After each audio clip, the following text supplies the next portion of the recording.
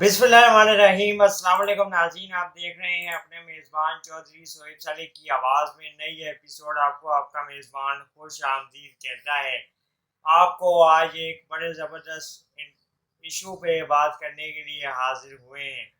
عالمی سطح پہ ایک بہت بڑا تشویشناک خبر سامنے آئی ہے، تشویش دہ رپورٹ جاری ہوئی ہے۔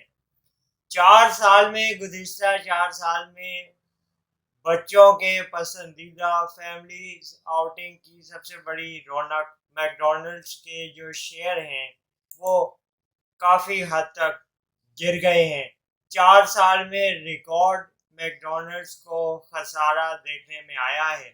اس کی بڑی وجہ ایک تو کووڈ-19 کے کچھ اثرات بتائے گئے جو کہ 2018 اور 2019 میں جاری تھے، اور دنیا بھر میں لاک ڈاؤن اس کو بہت زیادہ متاثر کر رہا تھا۔ لیکن اسرائیل اور فلسطین کے درمیان چلنے والی بہت بڑی تنازع جنگ اور اس کے دنیا پہ پھیلتے ہوئے اثرات نے بھی میکڈونلڈ کی اسرائیل سے وابستگی کی وجہ سے بائیکاٹ مہم میں بہت زیادہ نقصان اٹھایا ہے۔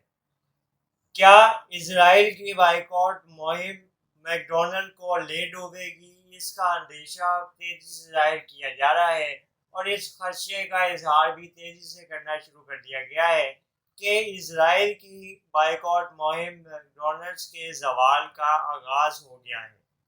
میکڈونلڈس کے سی ای او نے بھی اس بات کا اعتراف کیا ہے کہ ہمیں گزشتہ 3.5 سالوں میں دنیا بھر میں شدید خسارے کا سامنا کرنا پڑا ہے، اور ریکارڈ آمدنی ہماری کمی آئی ہے۔ ریکارڈ آمدنی میں واضح طور پہ ہم منفی رجحان کی طرف گامزن ہیں، اور اگر اسی طرح سے چلتا رہا تو ہمیں اپنی ڈیلز پہ دوبارہ سے توجہ دینی ہوگی، اپنی قیمتوں میں دوبارہ رد و بدل کرنا ہوگا، دوبارہ سے تمام معاملات کو دیکھنا ہوگا، اور صارفین کو اور تمام کسٹمرز کو بہتر مواقع دینے ہوں گے تاکہ وہ خوشگوار ماحول میں فیملی کے ساتھ آؤٹنگ پہ ہمارے میکڈونلڈز آؤٹ لیٹ پہ آ کے بیٹھیں، ٹائم انجوائے کریں، اپنا کوالٹی ٹائم گزاریں، اور ہماری ہوم ڈیلیوری سے بھی لطف اندوز ہوں۔